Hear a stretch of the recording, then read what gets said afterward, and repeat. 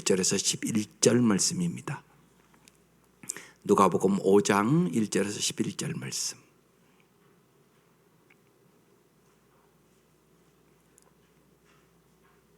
한 목소리로 합독하겠습니다. 시작.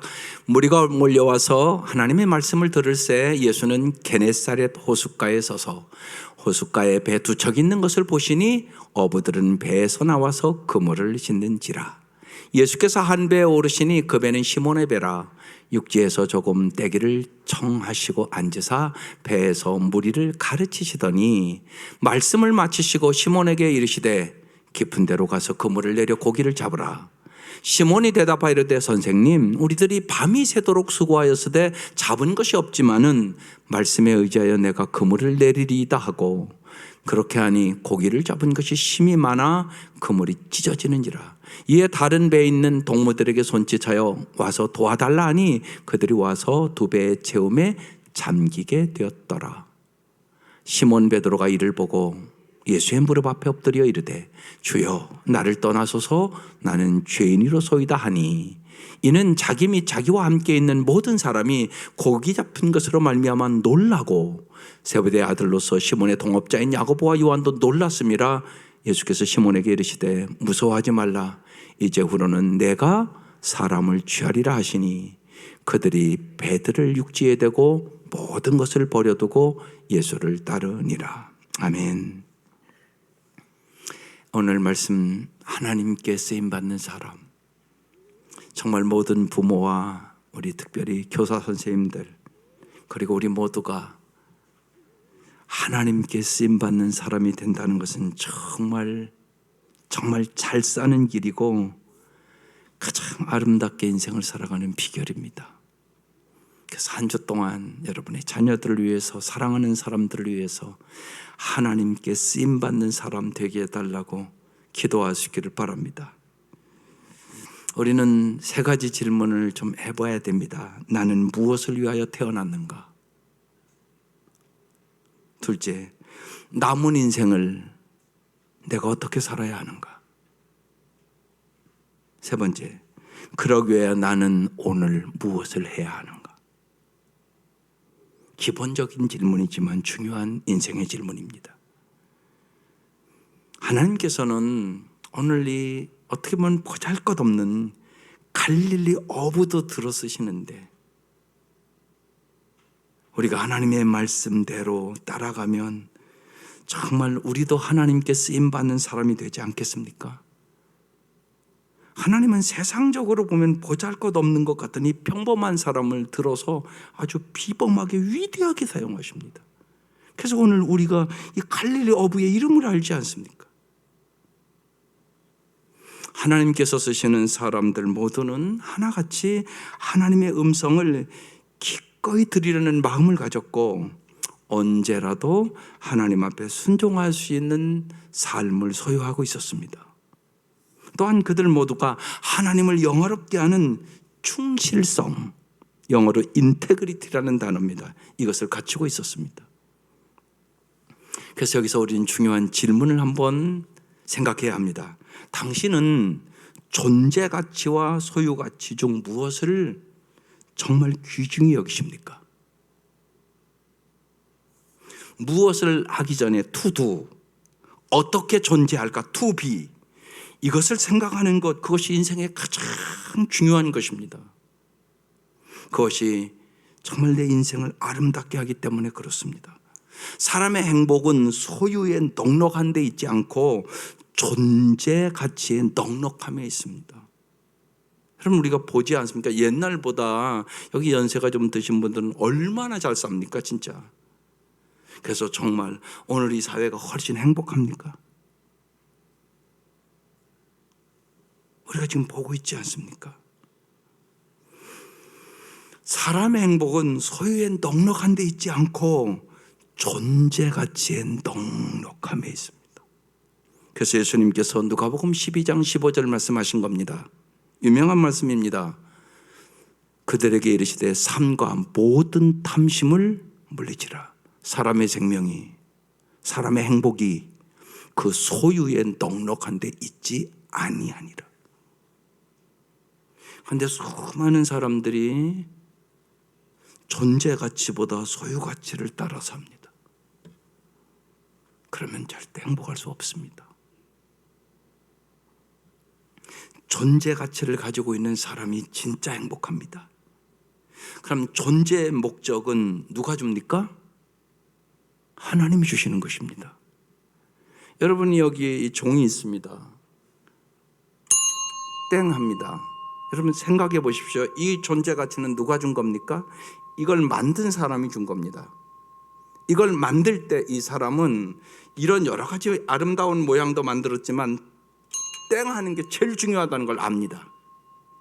이 종이 땡 안 하면 제가 내일부터 안 씁니다. 이거 명확하지 않습니까?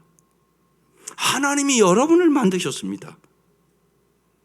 그러면 하나님이 분명히 여러분에게 존재 가치를 주십니다. 존재의 그래서 목적은 하나님이 주시는 것입니다. 하나님이 만드신 목적에 합당하게 살아갈 때 진짜 행복해지는 것입니다. 이 종이 땡해야 이 종 자체로서 행복하지 않겠습니까? 똑같단 말입니다. 따라서 하나님의 목적이 이끄는 삶이 정말 잘 사는 삶인 것입니다. 진정으로 잘 사는 것은 내 욕심대로 내 뜻대로 사는 삶이 아니라 하나님의 뜻대로 하나님께 쓰임받는 사람이 될 때 우리는 정말 내가 인생을 잘 살았다 이렇게 고백할 수 있게 되는 겁니다. 하나님께서 쓰시는 사람은 그래서 반드시 하나님 나라에 초점을 맞추고 살아갑니다.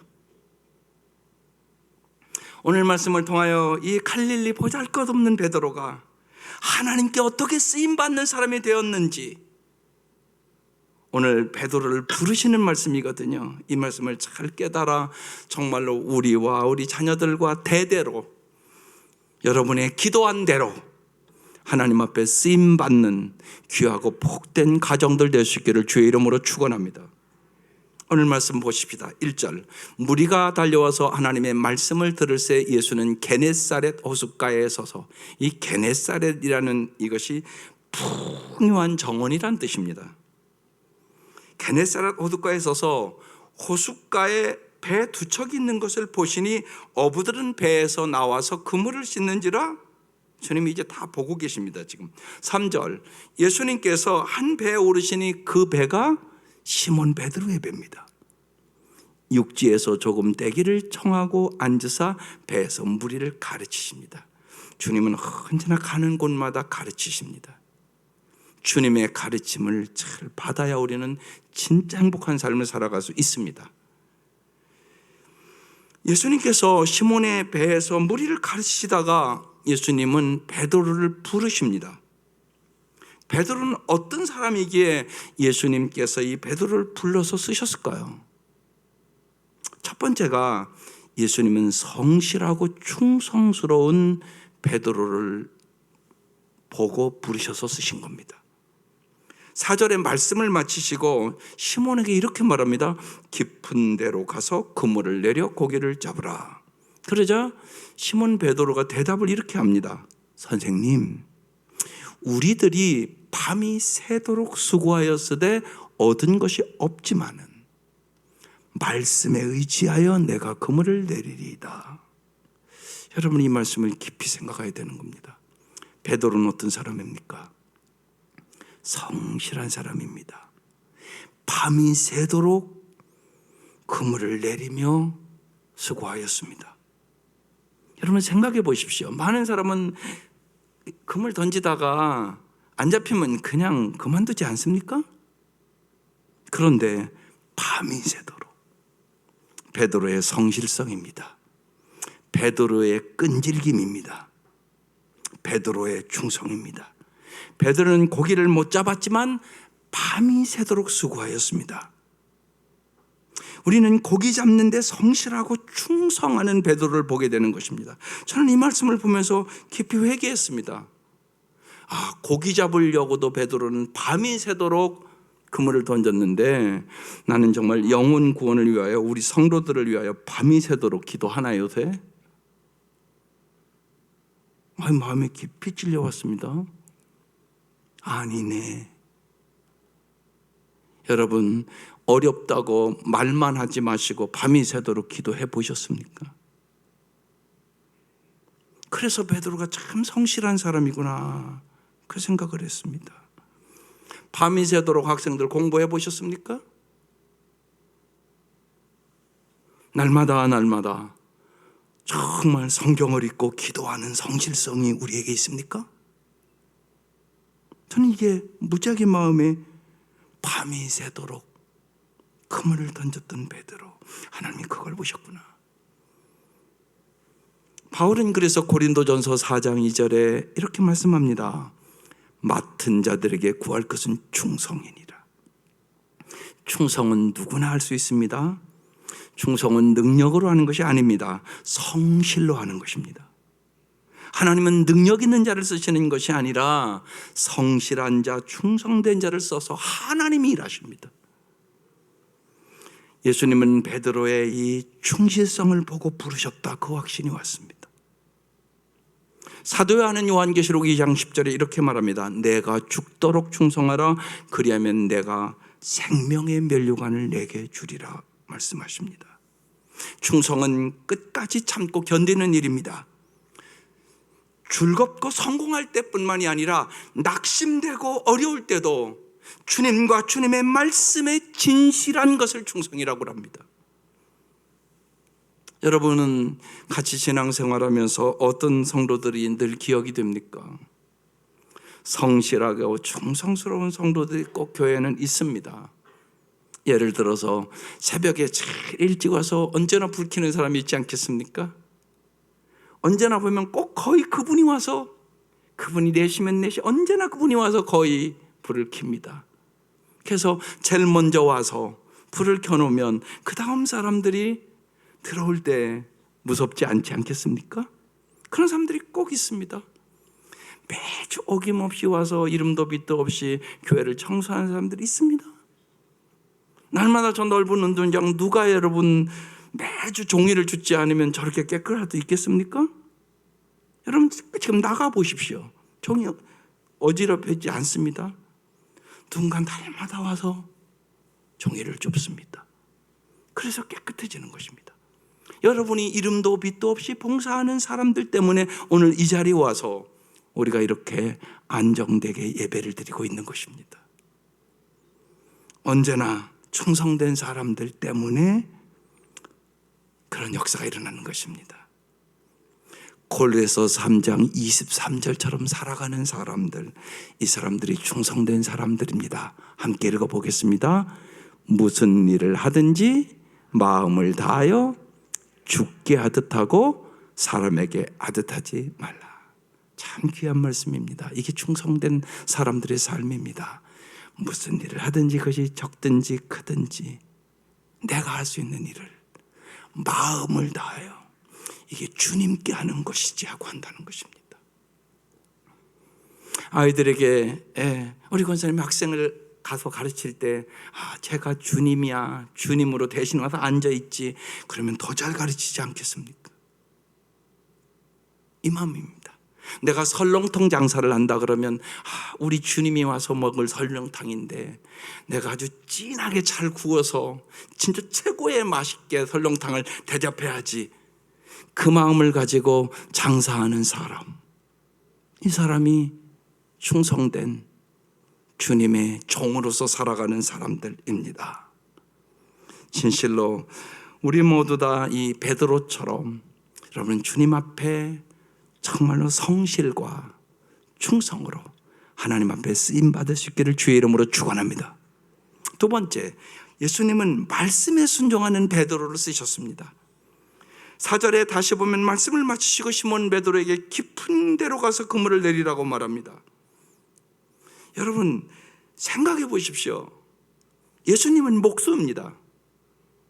베드로는 어부입니다. 지금 이 게네사렛 호수는 베드로가 평생 그물 던진 곳입니다. 손바닥 보듯이 다 볼 수 있는 곳입니다. 그런데 젊은 청년과 같은 목수인 예수가 와서 깊은 곳에 가서 그물을 내리랍니다.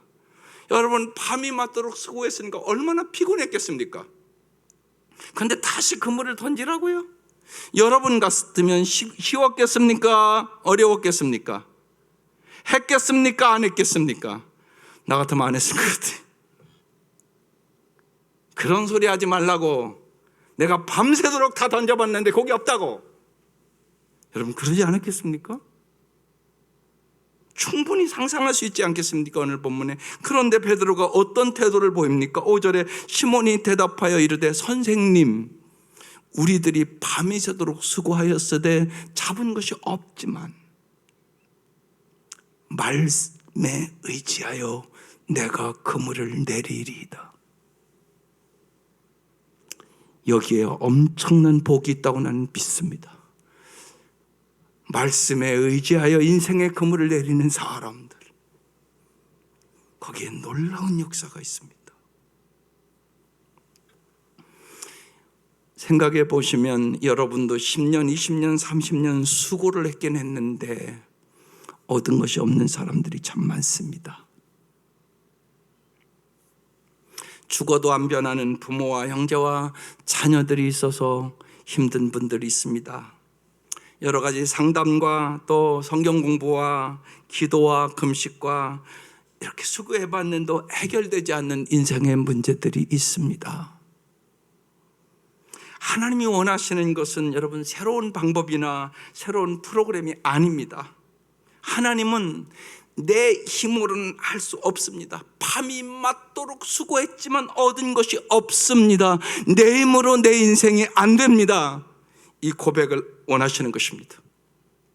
하나님만을 의지하기를 원하십니다. 나의 무능과 죄를 인정하고 고백하는 것이 성령 충만함의 비결입니다. 베드로가 밤이 새도록 수고하였으되 잡은 것이 없지만 말씀에 의지하여 내가 그물을 내리리이다. 이 고백이 우리에게도 동일하게 필요한 겁니다. 제가 어제 이 말씀을 붙잡고 서재에서 공부하다가 다시 말씀 가지고 기도하다가 문득 떠오르는 청년이 있었습니다. 그래서 전화를 했습니다. 제가 이름은 얘기하지 않겠습니다. 그 청년에게 아무개야, 너 생각해봐. 너 몇 살이냐? 목사님 40이 됐네요. 너 10년 동안 얻은 것이 아무것도 없잖아. 네가 참 수고하고 얼마나 잘 살려고 노력을 해봤겠어. 목사님이 안 봐도 안다. 네가 노력하고 수고 참 많이 했지. 여기 있다가 저기 있다가 여기를 돌아다니면서 돈 벌어보려고 얼마나 노력을 했어. 그래서 얻은 것이 뭔데? 그래서 제가 그랬어요. 대전으로 올라와. 그리고 우리 말씀에 의지하여 다시 살아보자. 정말 예수 잘 믿고 한번 살아보자. 예, 목사님 기도해 볼게요. 여러분, 정말로 여러분의 인생에 내가 이제까지 살아봤지만 내 자녀들이 여러 가지 한다고 이것저것 하다가 얻은 것이 없으면 오늘 이 베드로와 같은 고백이, 내가 이제 말씀에 의지하여 인생의 그물을 내려보겠습니다, 이 고백이 여러분의 고백될 수 있기를 주의 이름으로 축원합니다. 우리는 자기의 경험과 상식과 경력이 굳어지면 하나님의 말씀에 순종하기가 어렵습니다. 자기의 생각과 달라도 하나님 말씀에 순종하는 사람을 하나님은 놀라운 기적을 보여주시며 쓰십니다. 순종이 무엇입니까? 권위를 가진 자의 지시에 자신을 굴복시키는 행위를 순종이라고 얘기합니다. 예수님의 말씀에 대한 우리의 순종은 곧 하나님과 모든 사람들에게 예수님이 정말 우리의 삶의 주인이십니다, 그 고백을 하는 것입니다. 사무엘상 15장 22절 말씀을 성도들이 잘 알고 있습니다. 사무엘이 나무랐다. 주님께서 어느 것을 더 좋아하시겠습니까? 주님의 말씀에 순종하는 것이겠습니까? 아니면 번제나 화목제를 드리는 것이겠습니까? 사무엘 선지자가 지금은 사울에게 얘기하는 겁니다. 잘 들으십시오. 순종이 제사보다 낫고 말씀을 따르는 것이 순양의 기름보다 낫습니다. 그렇습니다. 하나님께서 정말 보고 싶으신 것은 우리가 하나님의 말씀에 귀를 기울이고 순종하는 것입니다. 순종할 때마다 하나님은 말로 형용할 수 없는 큰 복을 준비하고 계시기 때문에 그렇습니다. 그래서 누가복음 6장 46절에 주님이 안타까이 하는 말씀이 있습니다. 너희는 나를 불러서 주여 주여 주인님 주인님 하면서도 어찌하여 내 말하는 것을 행하지 아니하느냐. 혹시나 하나님께서 무엇인가 행하도록 여러분에게 계속 말씀하심에도 불구하고 여러분의 마음속에 오늘 말씀을 들으면서 순종하지 않는 일이 없는지 여러분 잘 생각하시고 말씀에 의지하여 순종함으로 주님이 주신 복을 누릴 수 있기를 주의 이름으로 축원합니다. 하나님은 순종하는 자를 쓰십니다. 베드로가 하나님의 말씀에 순종하니 여러분 어떤 일이 일어났을까요? 오늘 6절에 써 있습니다. 그렇게 하니 순종하니 고기를 잡은 것이 힘이 많아 그물이 찢어지는지라. 말씀에 순종할 때 하나님께서 여러분이 필요한 것들도 다 주시기를 원하십니다. 여러분 고기가 너무 많이 잡혔다고 지금 말씀하고 있는 것입니다. 이사야서 55장 8, 9절에 하나님은 하나님의 마음을 이렇게 표현해 놓으셨습니다. 이는 내 생각이 너희 생각과 다르며 내 길은 너희의 길과 다름이니라. 여호와의 말씀이니라. 이는 하늘이 땅보다 높음같이 내 길은 너희의 길보다 높으며 내 생각은 너희 생각보다 높음이니라. 베드로의 생각으로는 고기를 잡힐 수 없는 그 시간이었다고요. 그런데 주님의 말씀대로 그물을 던졌는데 그물이 찢어지도록 잡히는 역사를 본 것입니다. 여러분 꼭 잊지 마세요. 하나님의 길은 우리의 길보다 높고 깊습니다. 하나님 우리에게 영원한 복을 주시기를 원하십니다. 하나님은 우리에게 영생을 주시려고 예수 그리스도를 보내주셨음을 저희들이 믿습니다. 하나님의 시각은 우리의 시각과 다릅니다. 여러분 생각해 보세요. 우리는 이 자리에 있으면 이 안밖에 더 봅니까? 밖에도 못 보지 않습니까? 내일 일도 보지 못하지 않습니까? 제가 주간 중간에도 얘기를 했지만 우리 그러니까 조카딸 그 시아버지가 그러니까 두 분이 그러니까 교장으로 퇴직을 하시고 아주 건강하게 행복하게 청주에서 잘 살았습니다. 그리고 이제 우리 둘이 여행 다니고 행복하게 살자고 그러면서 별일 없이 오히려 그러니까 교장으로 퇴직을 하셨으니까 경제적으로 넉넉하고 자녀들 놀아주고 손자 손녀들을 잘 풍성하게 대주고 그렇게 살았어요. 근데 회를 먹고 오셔가지고요 저녁에 민물회를 먹고 잡수셨대요. 배가 아프다고 그러더니요 막 구멍마다 막 피가 다 쏟아지는 거예요. 그래서 성모병원으로 청주 성모병원으로 옮겼는데 그냥 돌아가셨어요. 폐혈증인가 그러면 그렇게 된다네요. 그래서 제가 그 조카딸에게 전화를 걸어서 야 니들 어머니 힘들어서 어떡하냐. 저렇게 갑자기 가면 훨씬 힘들거든요. 두 분이 그렇게 살다가 잘 니들 집으로 모셔. 혼자 있는 거 너무나 힘든 일이다. 그러면서 꼭 예수 믿으라고 그래라. 예수 믿어야 승리한다. 예수 안 믿으면 인간의 힘으로 못 이길 것이다. 제가 그런 얘기를 했어요. 주님만이 우리의 위로자 되어 우리는 내일 일을 알지 못하는 인생이에요.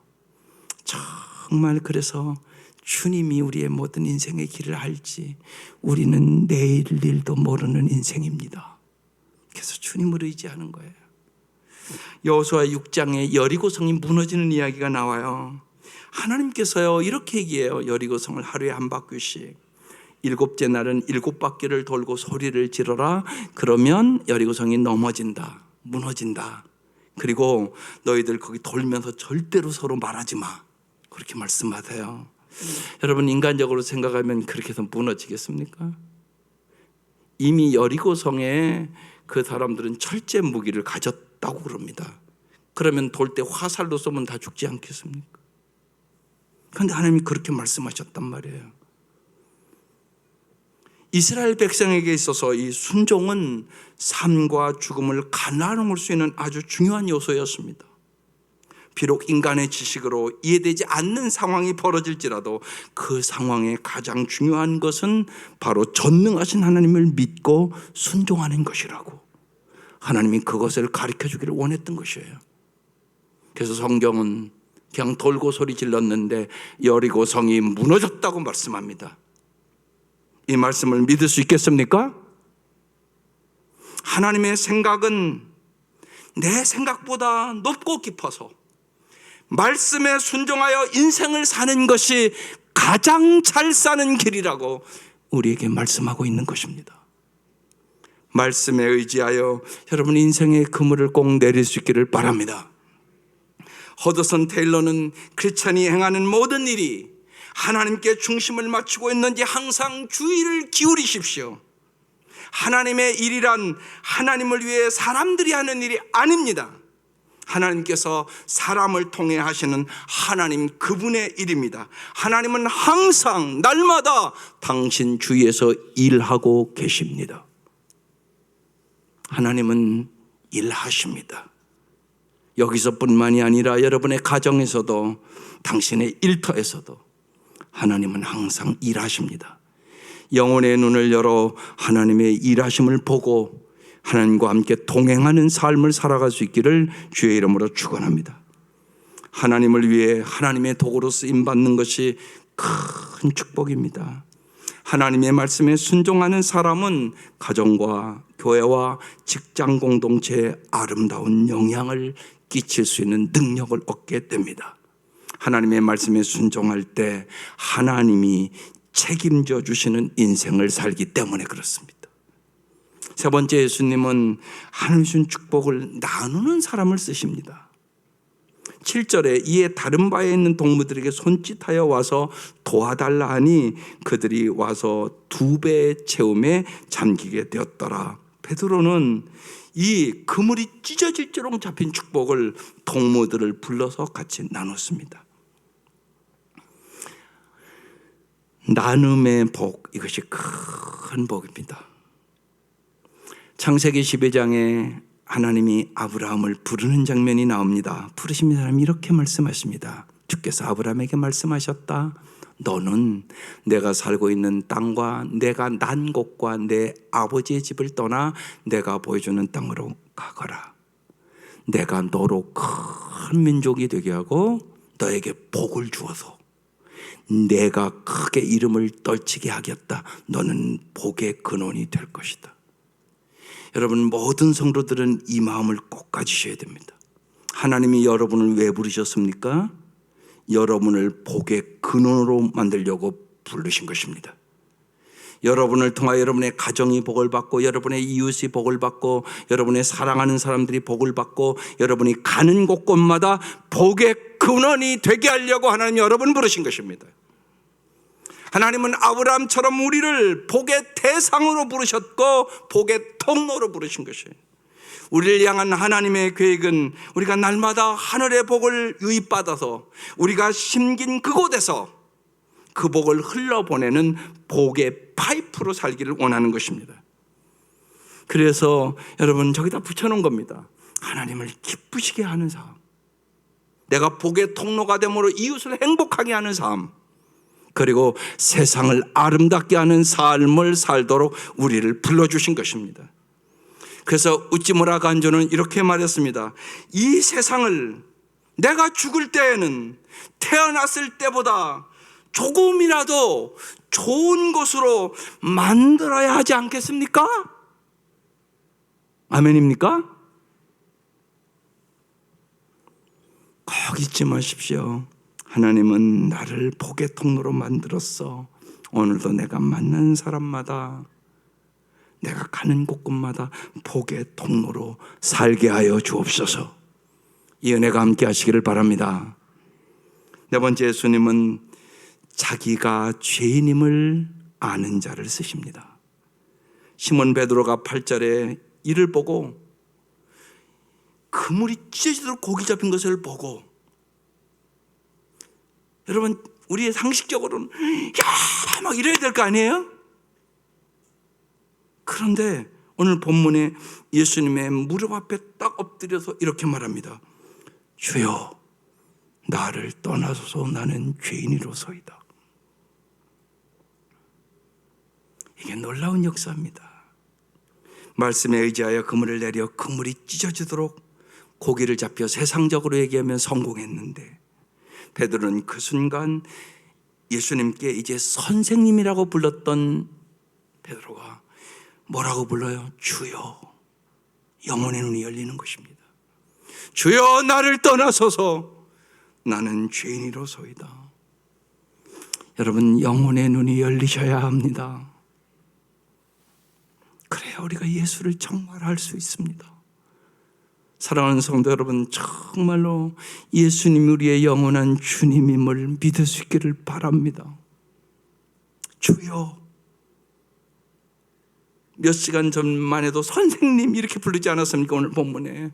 근데 주여 그렇게 부릅니다. 하나님은 성공의 순간에 자기가 죄인임을 깨닫는 사람을 쓰십니다. 하나님은 성령의 기름 부음 받은 사람을 쓰십니다. 성령은 죄를 책망하고 성령은 내가 누구인가를 명확하게 알게 해주는 영이기 때문에 그렇습니다. 성령으로 자신을 올바로 본 사람은 나는 죄인입니다, 이 고백을 합니다. 성공했을 때, 하나님의 복을 받았을 때에도 나는 죄인입니다 고백하며 낮아지고 겸손하게 변화됩니다. 하나님은 언제나 그래서 겸손한 자를 들어 쓰십니다. 그래서 누가복음 17장 10절의 고백이 참 중요한 고백입니다. 이와 같이 너희도 명령받은 것을 다 행한 후에 이르기를 우리는 무익한 종, 쓸모없는 종이라 우리가 하여야 할 일을 한 것뿐이라 할지니라. 하나님, 내가 잘한 거 있다면 다 주님이 도와주셔서 했습니다. 내가 한 것이 아닙니다. 주님이 주셔서 주님이 주신 것을 주었을 뿐입니다. 그 고백입니다. 사도 바울은 이 고백을 고린도서 15장 10절에 이렇게 고백하는 겁니다. 그러나 내가 나된 것은 하나님의 은혜로 된 것이니 내게 주신 그의 은혜가 헛되지 아니하여 내가 모든 사도보다 더 많이 수고하였으나 내가 한 것이 아니요 오직 나와 함께 하신 하나님의 은혜로라. 내가가 아니라 주가로 바뀐 겁니다. 주님, 내가 한 것이 아닙니다.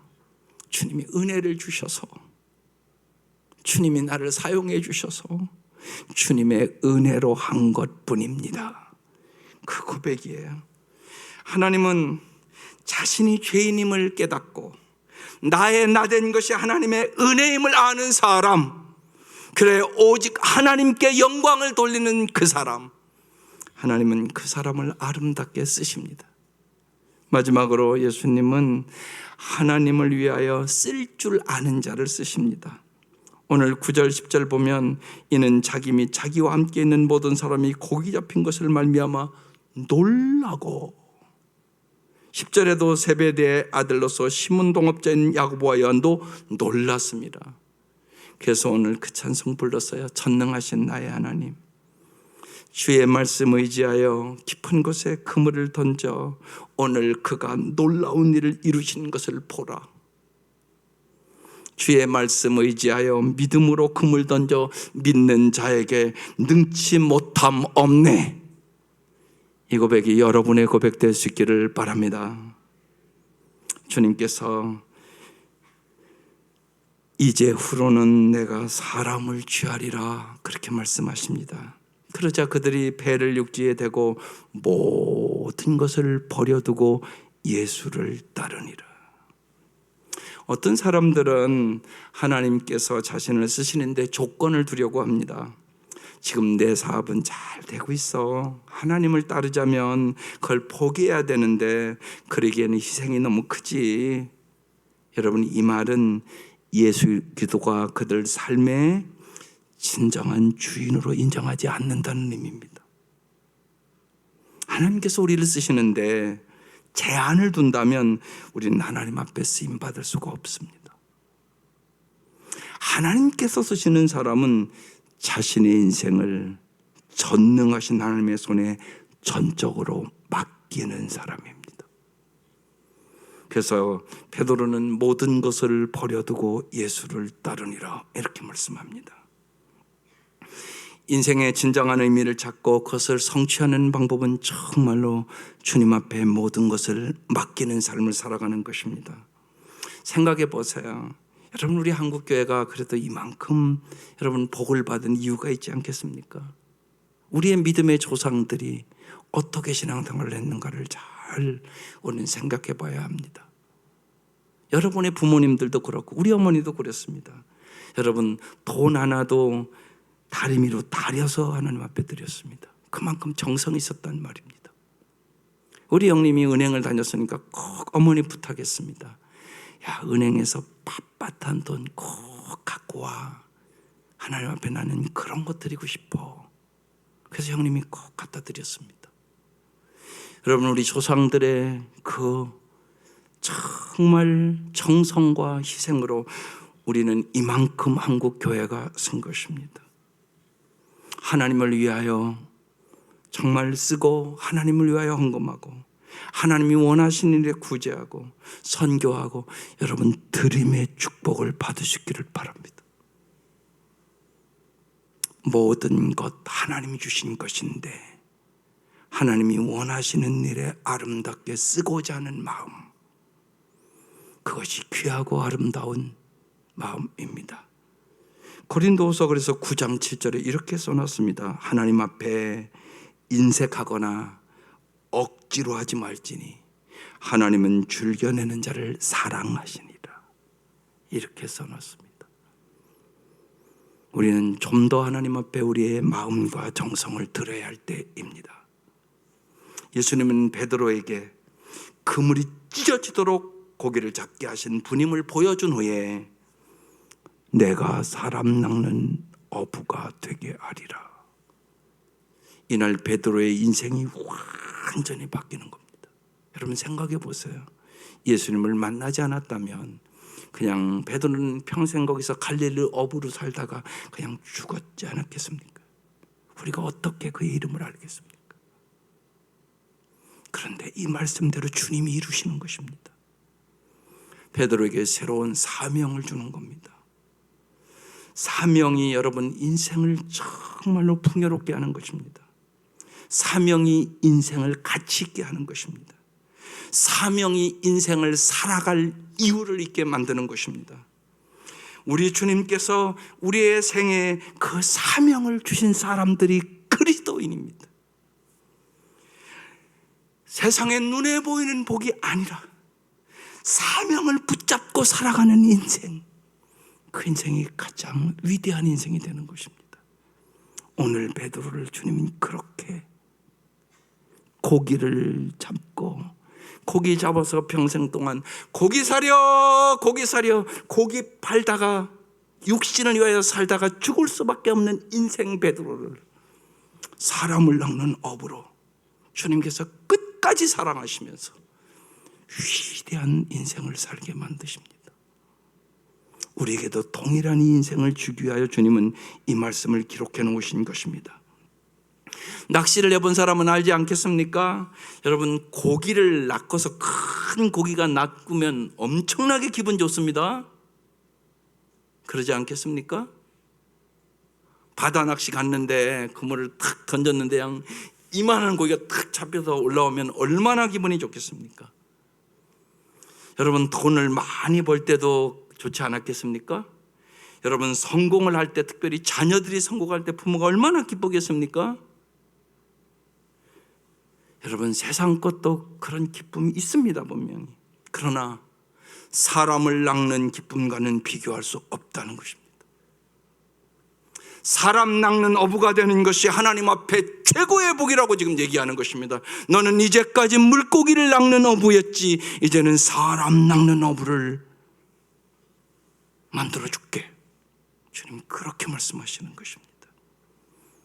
오늘 말씀을 통해서 우리는 베드로를 쓰신 이유를 살펴봤습니다. 베드로의 성실성과 충성, 말씀에 의지하는 순종, 그리고 주신 축복을 나누는 베드로, 주님을 만나고 나는 죄인입니다 고백하는 베드로, 그리고 하나님을 위하여 쓸 줄 아는 베드로였다는 것입니다. 삶의 마지막까지 쓰임받는 하나님의 사람이 큰 축복입니다. 삶은 어떻게 시작하느냐가 중요한 것이 아니라 어떻게 마치느냐가 훨씬 중요한 문제입니다. 우리가 인정하든 인정하지 않던 하나님 우리의 모든 삶의 영역에 날마다 일하십니다.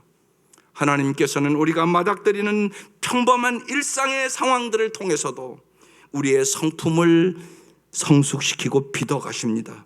참으로 성실한 사람으로, 충성한 사람으로 우리를 빚으십니다. 하나님께서는 우리가 처한 상황을 통하여 우리가 좀 더 하나님만을 의지하는 사람으로 빚어가십니다. 하나님의 말씀에 순종하는 사람으로 빚어가시는 것입니다. 하나님께서는 악의 세력을 물리치기 위하여 하나님을 사랑하는 사람들에게 승리를 가져다 주기 위해서 우리가 처한 힘든 상황 속에서도 오늘도 일하고 계십니다. 그래서 로마서 8장 28절 말씀을 꼭 믿으셔야 합니다.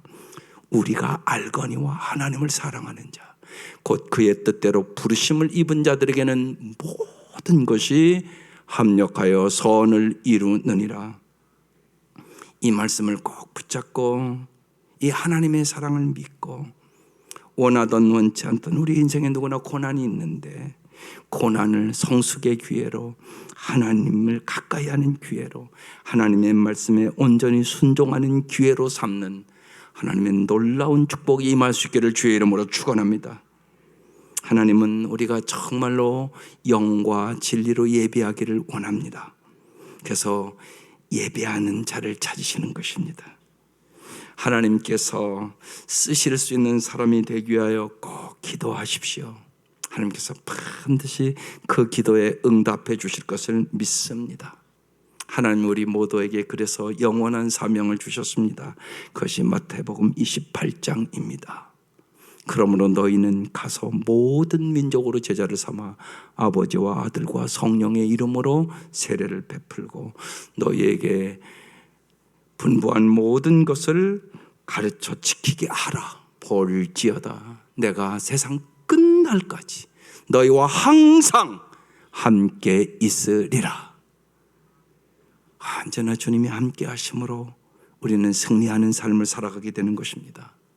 사랑하는 성도 여러분, 꼭 특별히 자녀들 위하여, 다음 세대를 위하여 받은 사명과 은혜를 따라 그도의 몸의 한 지체로서 자신의 역할을 잘 감당하는, 하나님께 쓰임받는 복된 그도의 일꾼들, 하나님 정말로 내 자녀들이 하나님 앞에 쓰임받는 사람들이 되게 하여 주옵소서. 기도하며 승리할 수 있기를 주의 이름으로 축원합니다. 기도하십시다.